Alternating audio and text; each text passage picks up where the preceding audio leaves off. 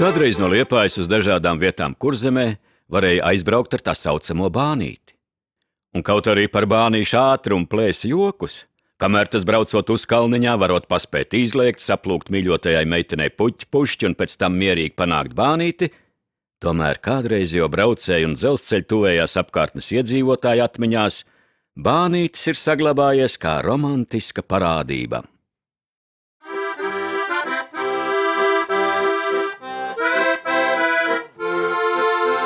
Klusā Kurzemes mazpilsēta Aizpute ar vēsturisko nosaukumu Hāzenpota kādreiz ietilpusi senajā Kuršu zemē Bandavā, kas atradusi atspoguļojumu pat latviešu literatūras klasikā. Piedzīvojusi strauju uzplaukumu 16. gadsimta otrajā pusē, kad Tebras upīte savienoja Aizputi ar Sakas ostu, kur notika rosīga tirdzniecība, bijusi Piltenes apgabala galvaspilsēta. No 1900.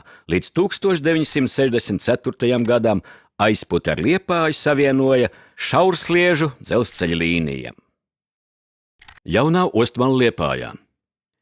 1899. gadā šeit uzbūvēja tā saukto Aizputes staciju, no kurienes atgāja vilcienu uz Aizputi.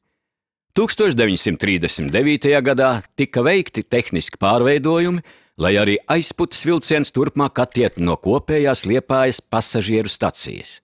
Aizputes staciju nojauca. 1896. gada 10. maijā pieņemtais Krievijas ministru komitejas nolikums uzdeva par pienākumu Grobeņu sapriņķa muižniecības pārstāvim baronam Kārlim Manteifelim, Aizputes sapriņķa muižniecības pārstāvim Leonam Buholcam, Liepājas pilsētas galvam Hermanim Adolfī un Aizputes pilsētas galvam Vilhelmam Grotam izveidot sabiedrību dzelzceļa pievedceļa būvēi starp Liepājas un Aizputes pilsētām. Vietējie iedzīvotāji Aizputes dzelzceļu dēvēja par baronu bānīti, jo dzelzceļa kalpotāji ļoti ievēroja un izpildīja visas vietējo muižnieku prasības. Reizēm vilciens stacijā uz muižnieka ierašanos gaidīja pat veselu stundu. Tomēr Aizputes bānītis bija vajadzīgs ne tikai baroniem, bet galvenokārt lauku ļaudīm.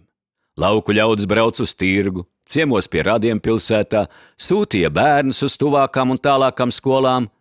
Bānītis pieveda pastu, bet stacijas bufete bija īsta kultūras iestāde. Te ļaudis tikās un šķīrās, pat iepazinās, lasīja avīzes un apmainījās jaunākajām ziņām. Šajā pļavā atradās Ezerpils stacija. 20. gadsimta 50. gados, kad cilvēkiem izklaiž bija ievērojami mazāk nekā mūsdienās, saulainās vasaras svētdienās Aizputes bānītis līdz Ezerpils stacijai veda liepainieku ģimenes, kas pļāvu ap staciju izmantoja jautriem piknikiem. Aizputes bānītis ir aizbraucis vēsturē. Kādreizējā dzelzceļa stīga vietām dabā vēl redzama, vietām vairs ne, zaļo klusa un aizmirsta, un arī pati ir aizmirsusi par vilcieniem. Bet bānītis nav aizmirsts. Savu stāstu par Aizputes šaursliežu dzelzceļu, jeb tautā sākto mazbānīti, es parasti sāku ar vārdiem reiz bija. Tas ir tā, gluži tā kā pasakā. Taču atšķirība viena ir tā, ka pasakas parasti ir ar laimīgām beigām, ko diemžēl nevar teikt par mazbānīti, jo mazbānītis neizturēja konkurences cīņu ar ātrākiem un drošākiem transporta līdzekļiem, un tāpēc 1964. gadā tā eksistence aptrūka.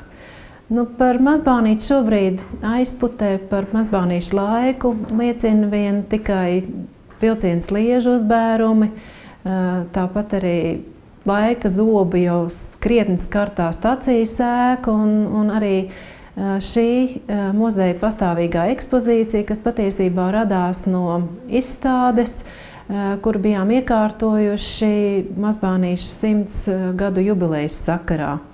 Taču visdzīvākās atmiņas par mazbānīti un piedzīvoto laiku dzīvo aizputnieku atmiņās. Ir dzirdēti tik daudzi interesanti un emocionāli stāsti, aizgrābjoši stāsti par mazbānīša braucieniem uz Liepāju, tad, kad mazbānītis savā grīļīgajā, mazliet nedrošajā gaitā veic šos 48,8 km līdz Liepāju, pa ceļam pieturot pavisam 16 pieturvietās. Tad aizputnieki saka, ka tas laiks esot bijis tik pietiekams, gandrīz 4 stundās ir iespējams bijis salikt visas domas pa plauktiņiem, gandrīz vai vienam otram pat vienīgā iespēja bijis pārdomāt visu savu dzīvi, kas darīts labi, kas nelabi.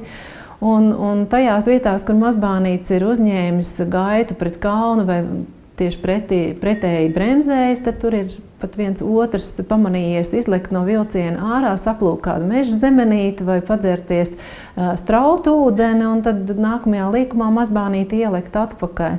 Tā kā tās visas atmiņas ir tādas pilnas ar romantiku, ar emocijām, un ir ļoti žēl, ka šajā skriejošajā laikmetā mums pietrūkst tāda atrakcija kā mazbānīts, ar kuru mēs varētu tā nesteidzoties, izbaudot, nokļūt no Aizpuces līdz Liepājai.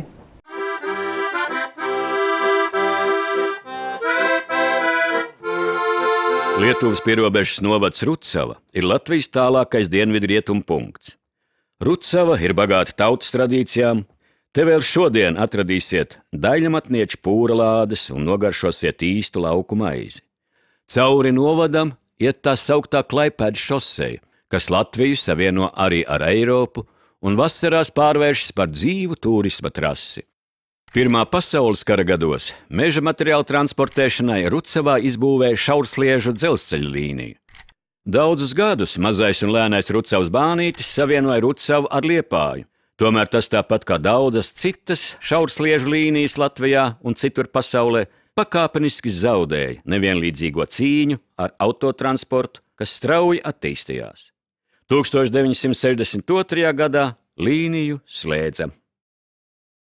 Mežzinis Kārlis Zītars, aprakstot Liepājas Rucavas dzelzceļa līniju, savās atmiņās min epizodi ar spirta kontrabandu.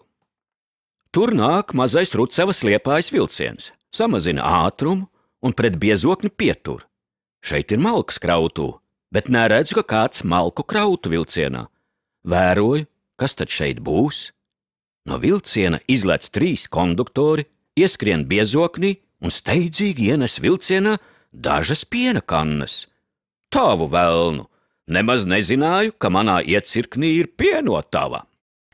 Ir saglabājušies arī atmiņu stāsti par to, ka Otrā pasaules kara gados daudzas jaunas liepājnieces un tuvējās apkārtnes iedzīvotājas, aizvadījušas uz fronti vīrus un līgavaiņus, bija spiestas, nedomājot par savu sievišķību, ieņemt viņu vietas un kļūt par dzelzceļa strādniecēm Liepājas Rucavas līnijām.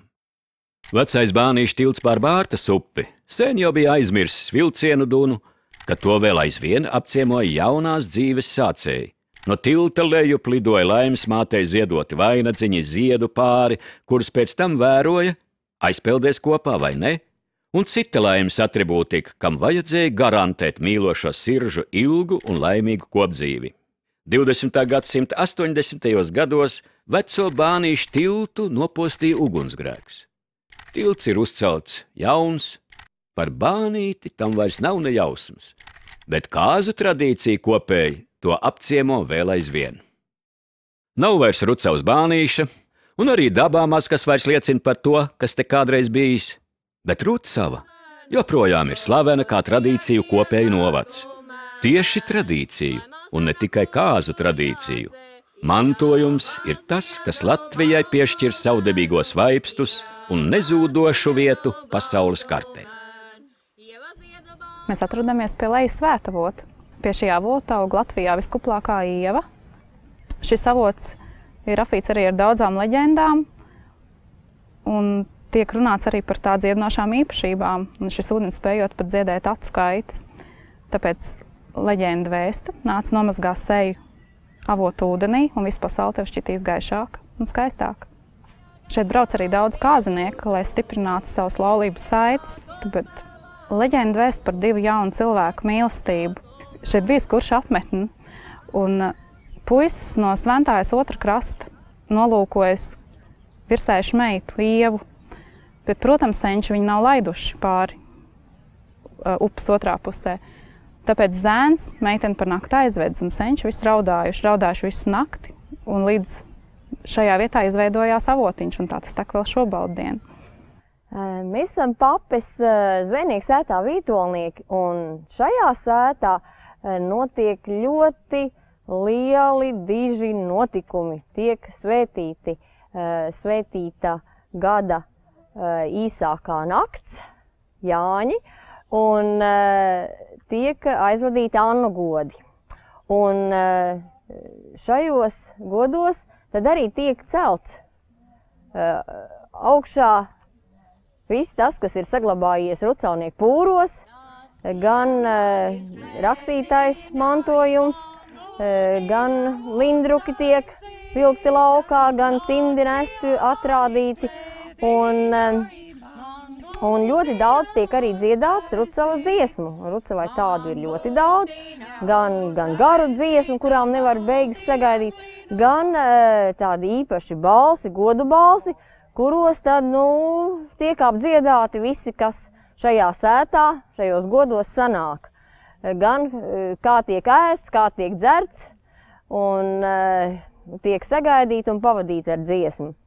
Šī jūras mala ir tā ļoti īpaši piemērot tam, lai mēs godam aizvadītu sauli jūrā. Un tieši saulgriežos tad mēs arī, ja ir labs laiks, kad 2 stundu garumā ejam pie jūras un dziedam visu, ko nu var veltīt saulē, jūrai, līdz saule aiziet jūrā.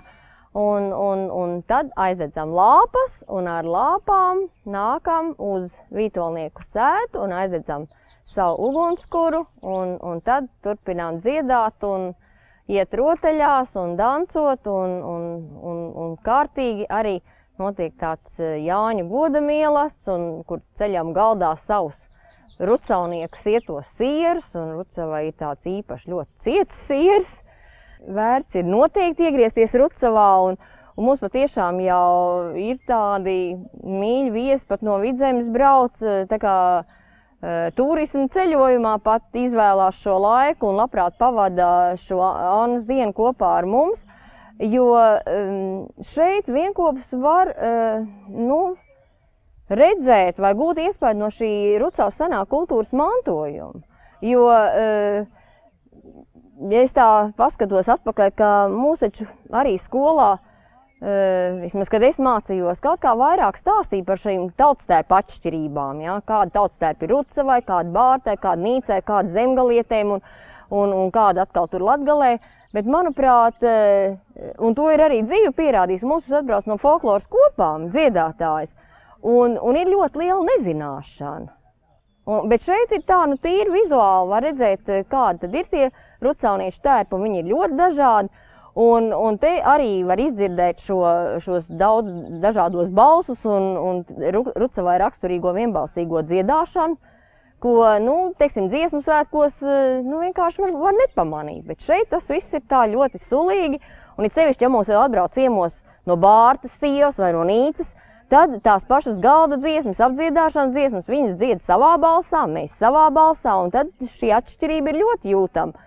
Gan tautstērpos, gan dziedāšanas veidā. Ēšana mums te kurzemniekiem ir diezgan līdzīga. Tos pašus ēdienus, ko mēs šeit Rucavā, varbūt ceļam galdā, tos pašus arī Suita ceļ galdā un tāpat Kuldīgā.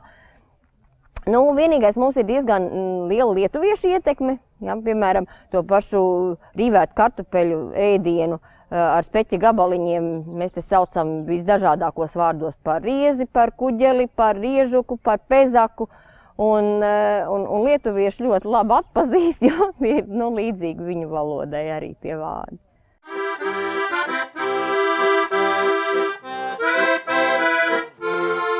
Pusceļā starp Liepāju un Ventspili Baltijas jūras viļņi apskalo krastu, kur izvietojusies Pāvilosts pilsētiņa, zvejnieku un kādreiz arī kuģu būvētāju un aldaru tradīcijām bagāts novads, kas savu vārdu ieguvis par godu Kurzemes gubernatoram Pāvilam von Lilienfeldam.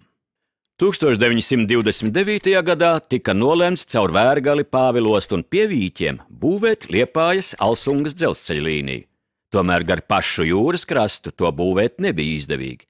Tāpēc no Kursas stacijas Pāvilostā iekšā nāca mazbānīšu atzars, ko apkalpoja ar lokotraktoru, pirmo valsts dzelzceļa lokomotīvi, ko darbināja iekšdedzes dzinējs. Pēc Otrā pasaules kara šo atzarojumu nojauca. Kurzemes lauku ļaudīm bānītis bija svarīgs daudzajādā ziņā. Kādreiz mazās ganītes, tagad Sirmas kundzes atceras. Kad no meža izbrauca bānītis un nopūta savu tauri, ganiņš ar rasā salstošajām kājām zināja, ka tagad pulkstenis ir tik un tik. Pāvilostā vairs nav ne tikai bānīša, gar Pāvilostu vispār sen vairs neiet vilcieni, jo 1996. gadā tika slēgta arī Liepājas-Ventspils platsliežu dzelzceļa līnija. Par daudz ko var teikt, bija. Nav vairs slavenā arhitekta Berčī projektētās upes muižas, nav vairs Pāvilostas alus darītavas, kas vēl nevienam ir labā atmiņā. Tomēr Pāvilosta nedzīvo tikai atmiņās. Pāvilostnieki ir rosīgi Kurzemes piekrastes zvejnieku tradīciju kopēji un labprāt pie sevis gaida tūs un tālus viesus. Esam Pāvilostā, mazā pilsētiņā, pie jūras pašas. Kādreiz Pāvilostā katrā sētā kulpēja maza būdiņa, kur kupinājās zivis, un tagad ir saglabājušās maz tās, bet ir iespēja tomēr redzēt, kā tās zivis tiek kulpinātas pirms 80 gadiem līdz šī pašai dienai. Un ir tāda prasmu skola, ko mēs piedāvājam turistiem un arī citiem interesantiem, kas grib līdzdarboties, piedalīties šajā prasmu skolā un iemācīties un arī atpūsties pie zivu kupināšanas būdas, jā, un pēc tam gardi pamieloties ar mūsu pašu zvejnieku sazvejotām zivīm. Ja? Jo Pāvilostā ir iespēja arī piedalīties zvejā, un sevišķi tas ir ļoti interesanti, kā no pusmāja līdz pusjūnijām, kad zvejo tepat netālu no krasta vējzivs, tāda gara zivs ar garu degunu, un ļoti ir iecienījuši, jo Pāvilostā ar vien vairāk šie zvejnieki apzina un brauc zvejot zivis, un tās pašas ir gardi, var pēc tam apēst, nokulpinot. Pirms 50 gadiem Pāvilostā bija ap 120 zvejnieki, un katrā ģimenē bija noteikti, ja ne viens, tad 2 zvejnieki. Bija tādas arī pilnīgi dzimtes, kur dēli un tēvi gāja jūrā, un tas ir tāds, diemžēl, paliek ar vien mazāk un mazāk. Bet, lai neizzustu viss, tas tāpēc mēs tiešām popularizējam šo iespēju nokulpināt un redzēt, kā to var izdarīt ar augšu malknē ar elektrību. Ja? Jūs esat Pāvilostas surfklubā, kas jau eksistēs 4. vasaru. Pirms tam mēs bijām blakus muzejā, mums tur bija atvēlēta laivu māja, kur tagad ir jau ekspozīcijas zāle tapus. Tagad esam pārcēlušies šeit, bet plānojam tur uzbūvēt jaunu ēku, kas ir tuvāk jūrai un parocīgāk. Bet šeit no laika gala ir bijis, šitā ēka ir bijusi celta tur citiem arī nomas un tādām vajadzībām, tāpēc te viss ir diezgan piemērots un tā. Un paralēli, jā, tāda surferu kafejnīca, autentiskā. Pie mums var apgūt, sauksim tos tā, visus nemotorizētos dēļu sportus. Kiteboards, surfs un, kā jau teicu, lielie airdēļi, supi, stand-up paddles. Nezinu pat, kā viņam vēl latviski nav īsti piedēvēts nosaukums. Un nometnes rīkojam un bērnus mācam. Mums ir tādas regulāras bērnu mini nometnītes, tad ir tāds komerces nometnes atkal, kas tiek sludināts vairāk. Plus vēl nāk vietēji jaunieši. Pāvilostā ir tāda surferu meka Latvijā, vairāk vai mazāk, jo te notiek surf semināri jau kaut kādus, jau būs 27. gads, šogad viņi organizē tieši arī Pāvilostas surfklubs. Un līdz ar to ļoti daudz cilvēku, kam tuvu šī lieta, ir pārcēlušies arī uz dzīvi šeit. Kā redzat, te riņķī, ja teiksim, mēs paskatāmies uz mājām, tad katra trešā noteikti būs, kurā dzīvo kāds surfers. Ir cilvēki, kam gribās kaut ko, kas nav sarežģīts, kas ir vieglāk pieejams un tā. Un tad tur ir ļoti tāds, teiksim, populārs paliek tas lielais sērdēls, uz kur var stāvēt un airēt. Ar viņu gan var pa upi braukt, var nelielus viļņus tur ķert pa jūru. Un viņš neprasa nekādas lielas iemaņas.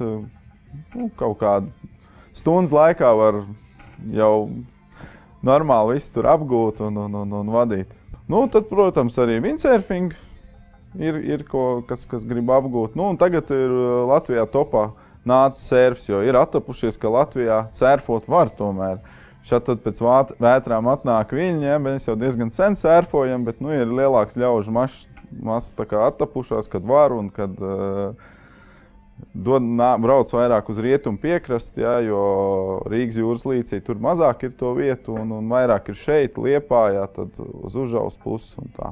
Pāvilostā mēs piedāvājām ekskursijas grupām un individuāliem apmeklētājiem ekskursijas par novadu, par Pāvilostu, apskatīt senos zvejas rīkus, gan arī dzintaru izstādi.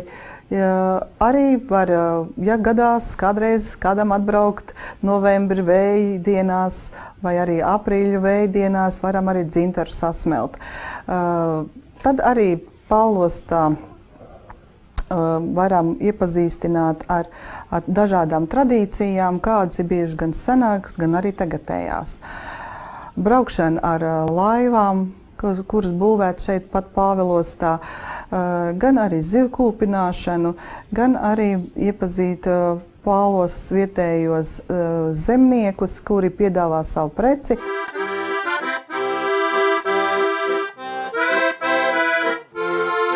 Senā Hanzas pilsēta un kādreizējā hercoga rezidence.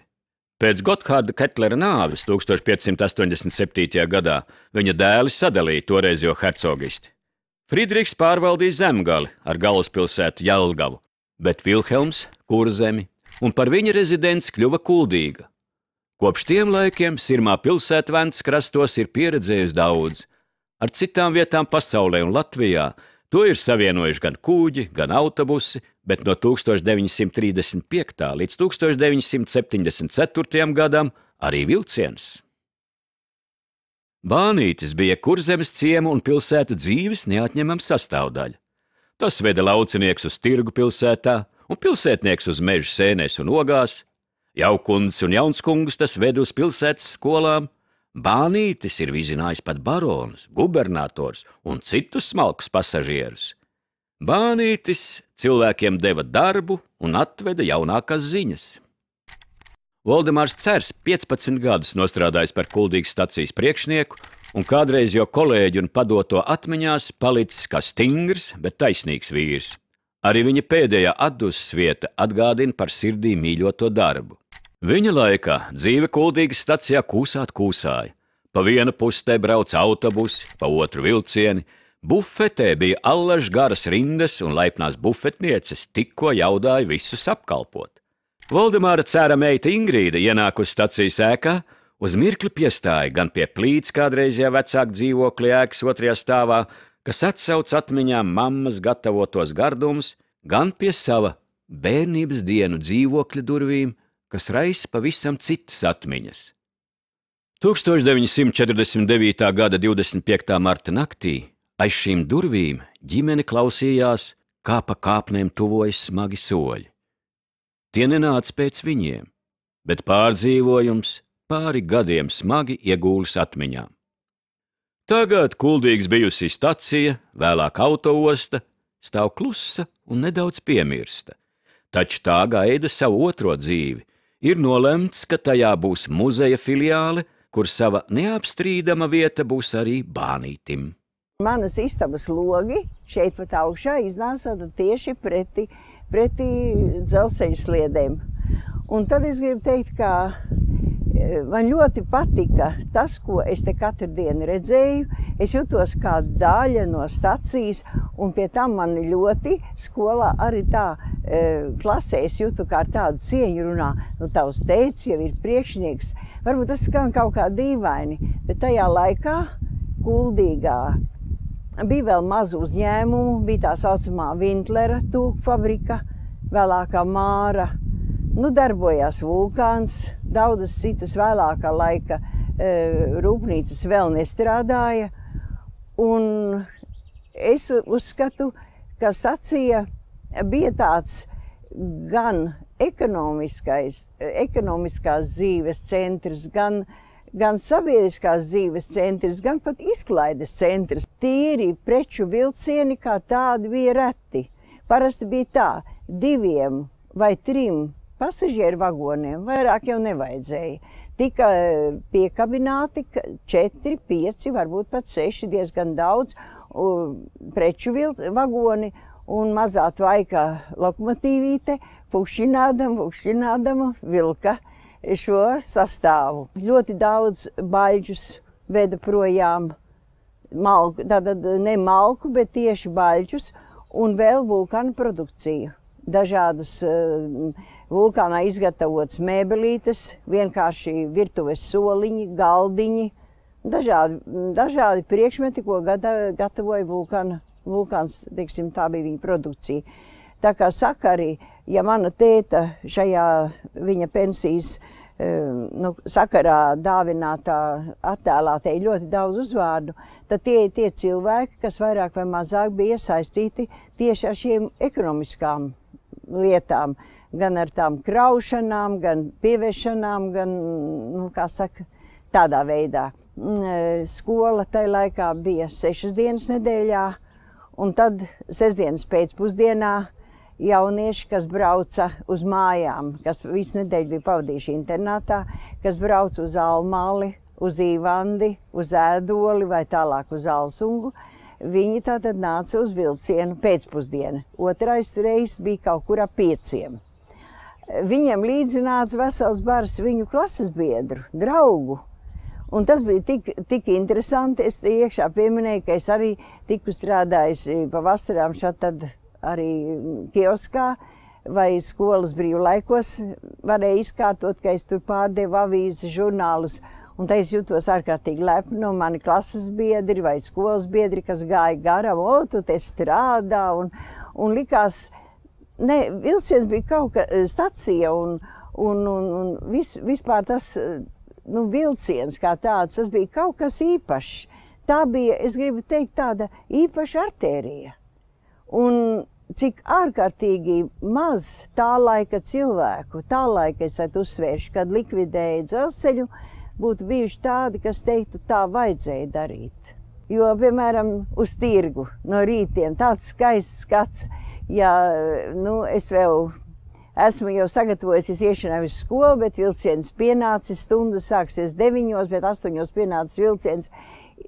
Tikpat kā birtini izbirst pa vagonu durvīm, tantītes ar olu groziņiem, ar piena kanniņām, un diezin kas viss vēl tur tika, gan vistiņas vestas, kautas, un kā saka, tur bija gaļiņi un viss. Un lūk, šie cilvēki, viņi atbrauca no dažādām Kuldīgas tā laika apriņķu vietām, pārdeva, un pēc tam pēcpusdienā sapirkušies atkal Kuldīgā bulkas un baltmaizi vai vēl ko tādu, kas nav viņiem mājās, brauca atpakaļ. Tas bija arī kaut kas ļoti skaists pilsētai. Un ja vien būtu varējis piepildīties tas, par ko bija runa, par ko mans tētis stāstīja, bija jau neliela trase, izrakta, bija paredzēts tālāk rakt trasi, paralēli Skrunda šosejai līdz Skrundai, tad vilciens ietu tālāk līdz Skrundai un, teiksim, tur izkāpt un tātad pārsēstos Skrundas stacijā, lai brauktu uz Rīgu. Tāda doma bija. Kāds kaut kur pieņēma lēmumu, kāds kaut kur parakstījās un dzelzceļa liktenis bija izlemts. Bet tas bija ļoti nepārdomāts solis. 2007. gadā Domu biedru kopa Kuldīgā nodibināja Bānīšu biedrību, par kuras priekšsēdētāju kļuva Andris Grīnvalds.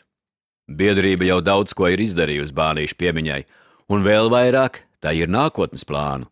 Piemēram, atjaunot vienu dzelzceļa posmu līdz kādreizējās sērkociņu fabrikas Vulkāns Kraujlaukumam, izveidot kādreizējās Kuldīgas līnijas staciju maketus, virtuālās Bānīšu tūres un daudz ko citu. Biedrība vēlas attīstīt arī Bānīšu interesantu turismu, bet galvenais – neļaut zust atmiņām par Bānīti. No tā tālā brīža, kad 1935. gadā Kuldīgā pienāca pirmais izpušķotais vilciens, līdz pat mūsdienu liecībām par Bānīša nozīmi kuldīdznieku dzīvē. Mēs šobrīd atrodamies pie viena ļoti šarmanta objekta, kas saistīts ar Kuldīgas seno Bānīti. Tātad šī gadījumā ir ūdens pumpītis. Katru reizi, kad Bānīts brauca maršrutā, viņš šeit piestāja un uzpildīja ūdens tvertnes tvaika katlam. Bet tas ir tikai viens no mūsu izveidotā kājām gāja maršruta.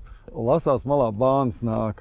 Tā ideja mums bija censties atdzīvināt vai iedzīvināt šīs te interesantās vēstures tradīcijas, jo savulaik Bānītis kuldīzniekiem bija tāds, tāds civilizācijas un ekonomiskā uzplaukuma tāds raksturotājs, jo ne tikai brauca, lai cilvēki pārvietotos un ceļot, bet, piemēram, sieviņas, tantiņas brauca no Kuldīgas uz Pāvilos lasīt ogas, jāņogas, bet brūklens mežā un melenes.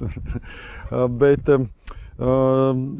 kopumā tas ļoti izdevās pārgājiens, jo cilvēkiem patiešām interesē šī te vēsturīte, jo, kā jau jūs redziet, ir saglabājies principā viss šis te dzelzceļa uzbērums, nav vairs tikai sliedes. Ir ļoti svarīgi atzīmēt, ka dzelzceļš un Bānītis Kuldīgā darbojās no 1935. gada 1. septembra, kad tika svinīgi atklāts dzelzceļa stacijā līdz 1974. gadam. Pēc tam, diemžēl, dzelzceļu lēnām demontēja padomu laikos. Šobrīd šeit ir saglabājies tikai šāds te uzbērums, kuru cilvēki izmanto kā ceļu, un bieži vien drusciņi tālāk, virzoties uz Ēdoles pusi, vairs pat šī ceļa kaut kur nav. Bet cilvēkiem ļoti tas patīk, jo pat kājām ejot Bānīša seno sliežu ceļu, viņš ir ļoti pateicīgs pārgājienu maršruts, tur ir interesanti objekti, ļoti labi saglabājušies dzelzceļa tilti, pārbrauktuves un tā tālāk. Un izveidojas tāds loģisks, skaists 2 dienu maršruts ar nakšņošanu Ivānas muižā vai Ēdoles pilī. Starp citu, tur arī bija vēsturiskās dzelzceļa stacijas Īvande un stacija Ēdole, kuras, diemžēl, vairs nav saglabājušās. Ir saglabājušās dažas staciju mājas, piemēram, Ēdoles stacijas ēka, ja? Bet viņa tiek lietot citiem nolūkiem. Bet kopumā šis te maršrutiņš, mūsuprāt, ir ļoti izdevies. Un, protams, tas mums visiem kopīgi palīdz atcerēties šīs te skaistās ar Bānīti saistītās vēstures liecības.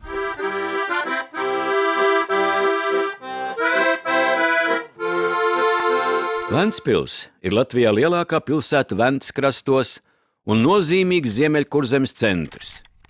Ventspilī kādreiz plaukusi kuģbūve, zēlusi rosīga starptautiskā tirdzniecība.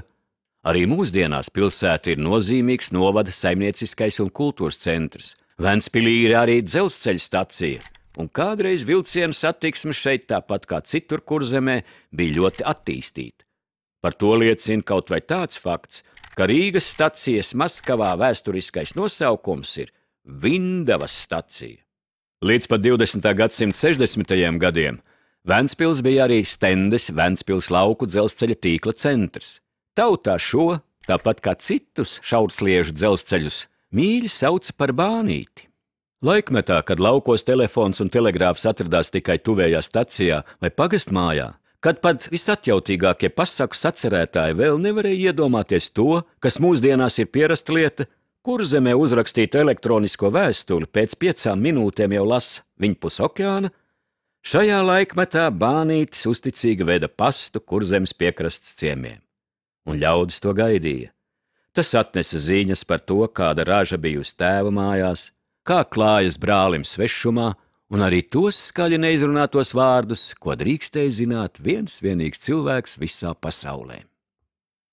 Ventspils Bānīti mēdz nedaudz poētiski saukt arī par lībiešu krasta dzelzceļu. Tomēr tam neveltīja poētiskus vārdus vien. Par to dzina arī jokus. 1937. gadā avīzes rakstīja, piemēram, par šādu it kā bijušu gadījumu. Brauc bānītis, gar dzelzceļa malu iet veca māmiņa. Labsirdīgais konduktors sauc: Vecmāmiņ, sēdieties vilcienā, pavedīsim jūs kādu gabaliņu. Paldies, dēls, par tavu labo sirdi, atbild vecmāmiņa, bet man šoreiz jāsteidzas. Šie īpatnējie koka tilti, jeb estakādes, tika būvēti dzelzceļa vajadzībām. Tās bija paredzētas reljefa atšķirību pārvarēšanai, lai izvairītos no lieliem zemes darbiem. Estakādes mēdza būt pat 15 metrus augstas un nebija sevišķi drošas intensīvai eksploatācijai. Vēsturnieki zina stāstīt, ka reizēm pirms estakādes izkāpuši visi pasažieri un pat mašīnists. Bānītis viens pats savā gaitā braucis pāri estakādei, lai izvairītos no lielas nelaimes, ja gadījumā estakāde sagrūtu. Tie jaunie un trauksmainie prāti, kas nevēlējās palikt klusajos piekrastes ciemos, tiem Bānītis bija pirmais solis pretim plašajai pasaulei. Rakstniece Dagnija Zigmonte, kuras dzīve kādu laiku ir bijusi saistīta ar Ventspils pusi, to piemin savā romānā Bites dzēliens, stāstot par meiteni, kas vairs nevēlējās dzīvot klusajā mežielokā.